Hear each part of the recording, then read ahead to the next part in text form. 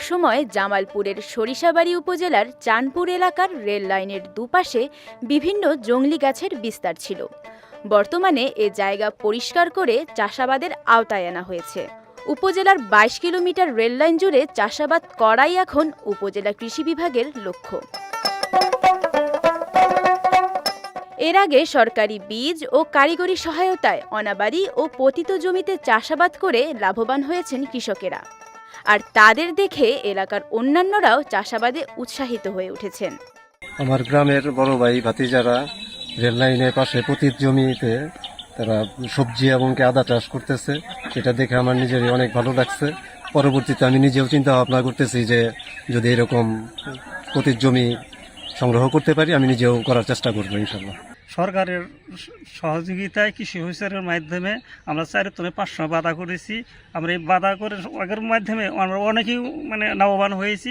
মনে করেন এর আগে যেটা লাভ আমরা যে যাত্রা করে বলে এটা 100 থেকে 150 টাকা পর্যন্ত আমরা বিক্রি করছি, বেশ ভালো আমরা লাভবান হয়েছি। এখনও যেটা করা হয়েছে এটা বেশ ভালো ফলন হয়েছে, এইরকম ইনশাআল্লাহ লাভবান আমরা সরকারের কাছে আরও কিছু আমরা চাই, আমার কাছে সহযোগিতা করুক, আমরা এই সরকারের কাছে চাই।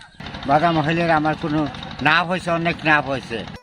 উপজেলা কৃষি অফিসের সহযোগিতায় রেল লাইনের দুপাশের জমিতে বিভিন্ন ধরনের শাকসবজি ও মশলা জাতীয় ফসল চাষাবাদ করে প্রায় 50 লাখ টাকা আয়ের প্রত্যাশা ব্যক্ত করলেন কৃষি উদ্যোক্তারা।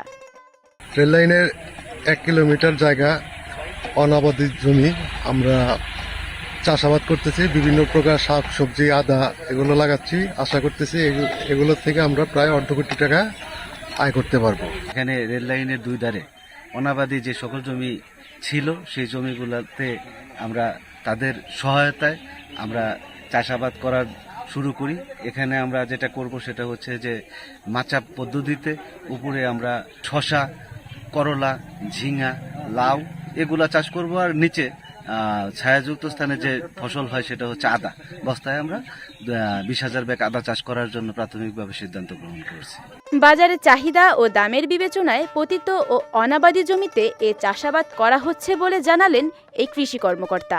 সরিষাবাড়ী উপজেলার যে রেল লাইন আছে, রেল লাইনের পাশে যে অনাবাদি পতিত জমি আছে, উঁচু জমি, সেই জমিগুলোতে আবাদের আওতায় আনার চেষ্টা করছি। এরই ধারাবাহিকতায় আমরা রেল লাইনের 2 পাশে সবজি আবাদ শুরু করেছি এবং এতে কৃষক লাভবান হয়েছে, যার ফলে এখন কৃষক নিজেই উদ্যোগী হয়ে রেল লাইনের পাশের এই অনাবাদি পতিত যে জমিগুলো আছে সেগুলোতে আবাদের আওতায় নিয়ে আসছে এবং এই কার্যক্রম আমাদের চলমান থাকবে। আমাদের সরিষাবাড়ী উপজেলায় মোট 22 কিলোমিটার রেল লাইন রয়েছে।